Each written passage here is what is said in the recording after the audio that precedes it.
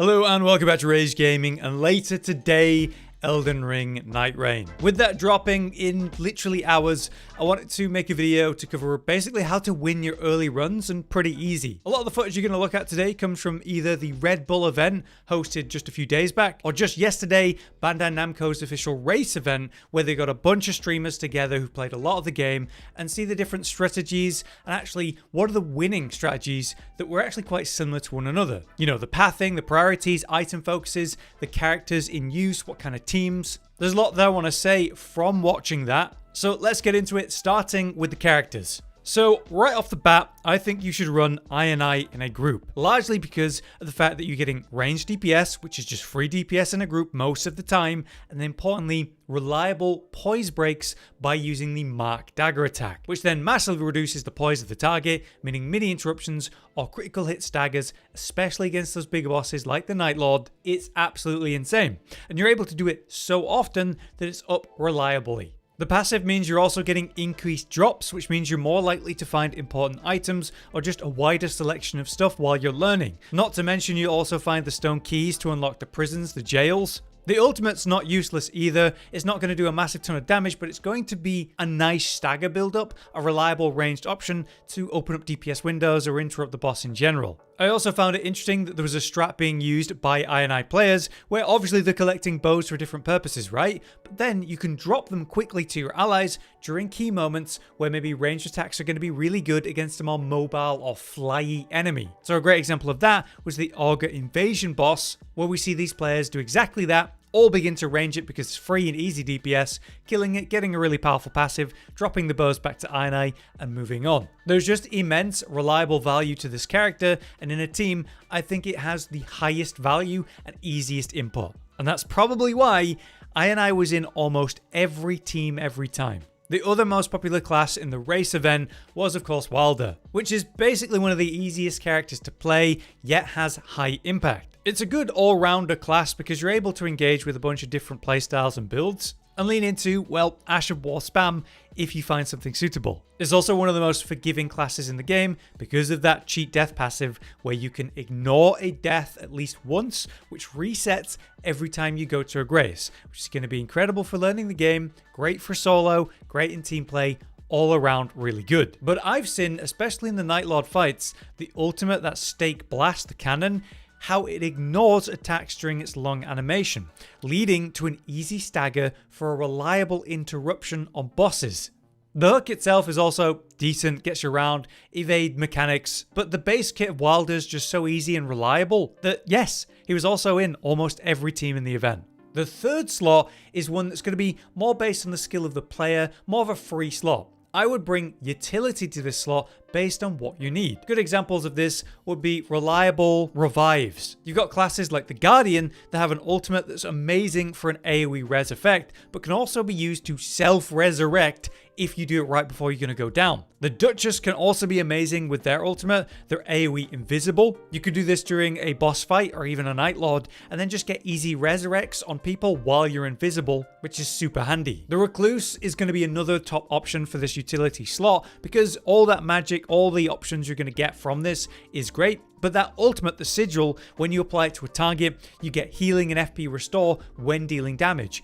Anyone attacking that target. It's just easy, super effective sustain for you and your team. So that third slot was the one that changed the most, but I would recommend you bring something with the most utility possible to this slot. Alright, let's now talk about the strategy. From watching the race runs, there is a common theme here. Day one, your goal is going to be hitting as many churches and camps along the way as possible. This is because the churches, when you go to the center, there's a thing you can interact with that's going to increase your flask count, which is going to be vital for the run, especially in the final fight. There's also boxes here you can break for reliable items, consumables, and that kind of thing. So they're immensely valuable, especially early when you get going. So wherever you're going to land initially, you basically have a target of the nearest church at the edge of the circle, the furthest outer rim, because those are going to be out of play the soonest, right? So you go from church to church, passing through as many camps on the way so you can effectively clear. On the way then, I would recommend you trying to target mini bosses and say jails, which are a big priority between those camps and churches.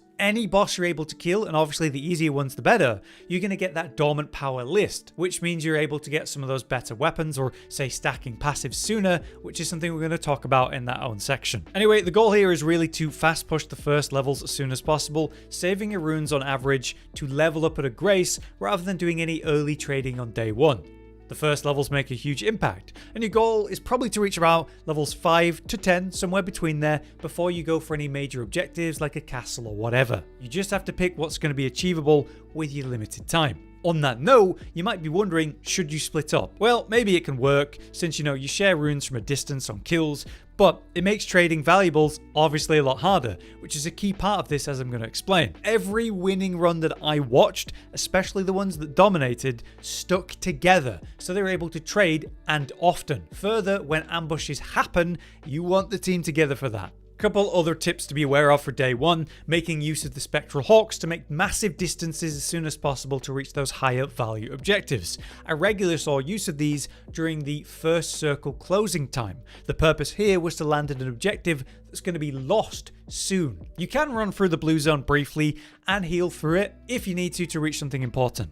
And keep in mind, there's no fall damage in this game, which definitely feels weird initially, but you want to maximize that effect for getting around. Just be aware that things can go wrong on day one. It's all RNG, and it'll still be able to work out. One of the teams in the race had a nightmare start, and even had to run from a fight that became too much. They aggroed a bell-bearing hunter while mid-fighting a godskin duo, so they were really behind on levels. Even in this example though, it was better to run from this encounter rather than die and lose time. If you die outside of a major boss fight, you will respawn, but you will have lost time and a level.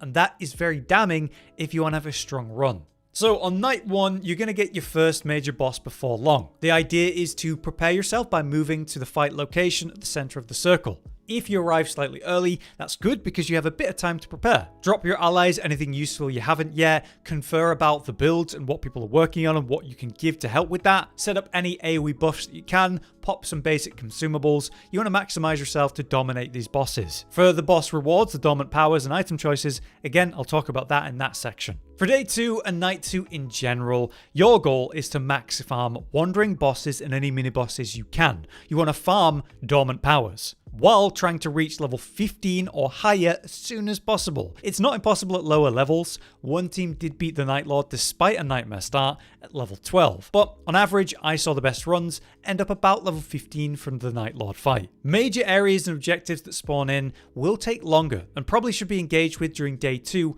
at this point. On average, I saw players take on the volcanic region event, which is a big, dense area with a lot of verticality, where you don't want to get trapped or lost there without enough time, and you want to clear it out for the special rewards with good time. So every time that this was available, I saw that the players would go to it on day 2, where they have their build strong enough to kind of crush it effectively, while getting at it pretty early on day 2, so they have enough time to do it. On that note, just move through the areas as fast as you can on day 2.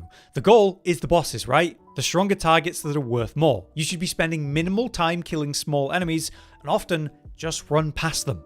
It's better to spend your time killing a boss than it is to kill 10 or 20 weak, worthless enemies that don't have a dormant power reward. There's a couple random bonus tips. Some things that I saw that I think are important are the fact that familiar bosses will have entirely new moves, so do be warned. We saw an example of this with the Gunskin duo, where the fat guy is now doing new slams and blow-ups with these AoE rain effects, where the slim tall one is doing lightning extend and spins, which is interesting. Or I saw how with the Fell Omen, there's a new red line attack that combos out 3 times, which will one-shot you if you're not careful. So be ready for that change. In terms of ambushes, there are a bunch of different kinds, but the bubble invade encounters were the most interesting to me. When these spawn, you have to find a way to jump into them as soon as possible, and then you get to fight the special boss within that often has a unique passive power, very much worth engaging with.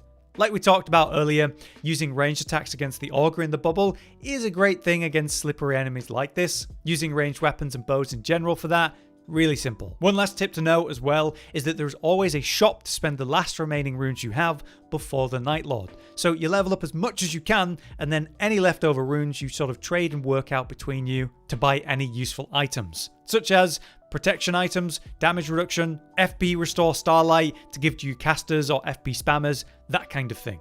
But now let's talk about items and powers. killing enemies, opening chests, killing bosses, you get items and powers. Specifically though, when you kill bosses, that's when you get offered dormant powers as a list. So you choose between 3 options. On average, you should expect 2 items and 1 passive. And most of the time, the passive will be relevant. The thing is, you can have up to 6 slots of equipment going, which can each have their own passive, like each weapon has a passive. Swapping between 3 main weapons on your right hand and your left hand allows you to swap between these.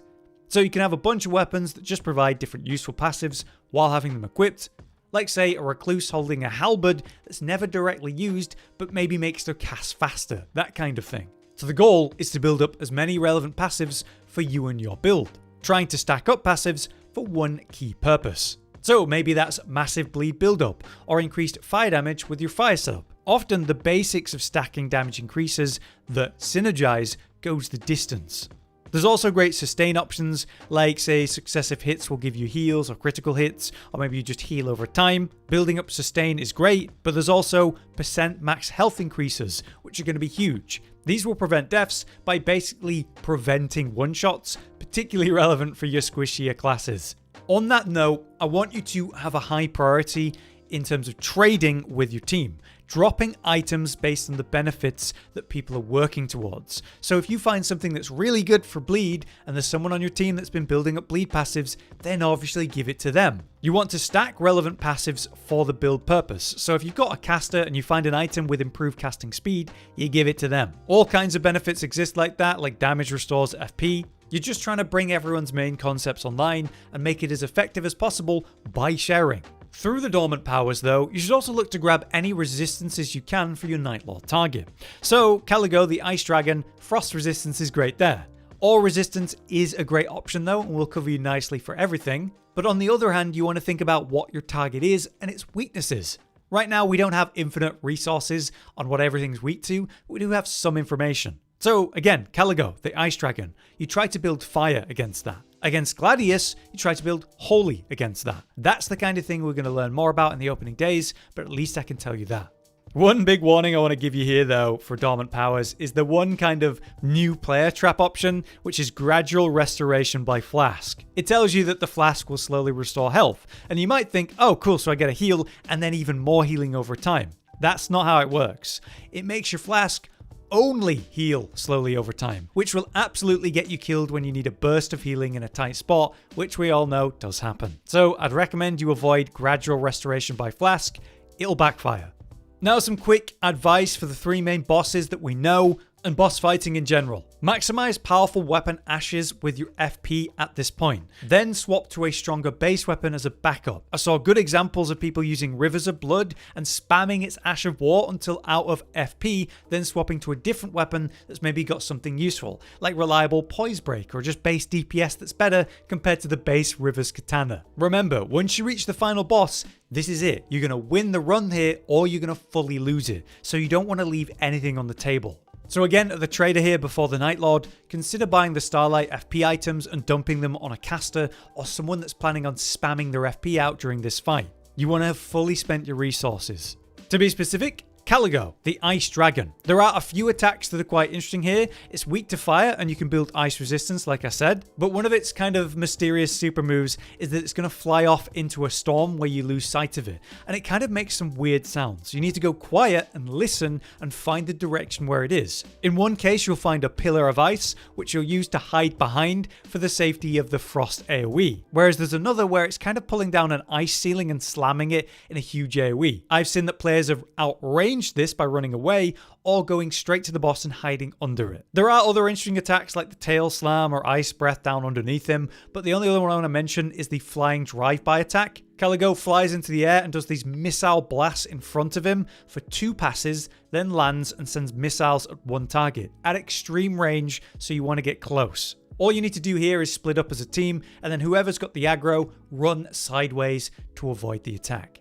Right, next we have Gladius, the Beast of the Night, or the kind of Fire Wolf, which seems to be weak to Holy. The interesting thing about this fight is when it roars and turns into 3 targets. My advice here is to let 1 or 2 of the team aggro all 3 of them if you can, then have that person or people run around focused on survival, blocking, evasion, that kind of thing. And whoever doesn't have any aggro, just free attacks or casts onto any that are moving slow. Like wolves, they will walk sideways slowly while sort of weighing up the target, which allows the person without aggro to walk right up to this sideways walking target and smash it. I watched Oro's team destroy this boss because of that detail and kind of maximizing it.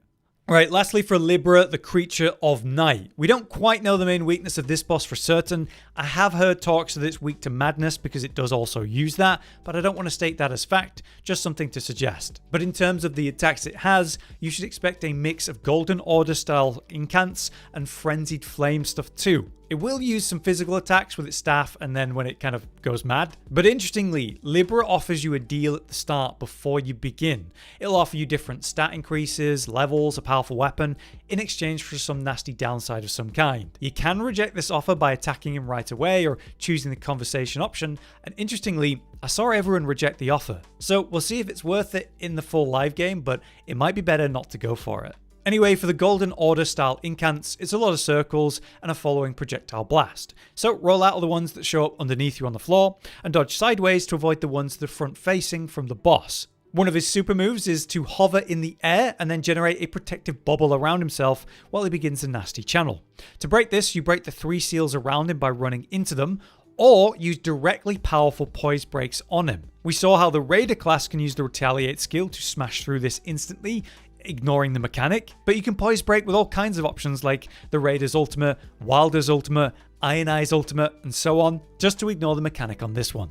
But yeah, that's kind of a lot of the specific advice that I've learned from watching all of this different stuff and to try to give you a plan from that. I hope this overview gave you a lot of specific information beyond generic, but be sure to follow the channel for future detailed guides. They're going to be a lot more advanced, a lot more specific as we really sink our teeth into the game. Until then, I've been Hollow, you've been you. Thanks for watching. We'll see you next time.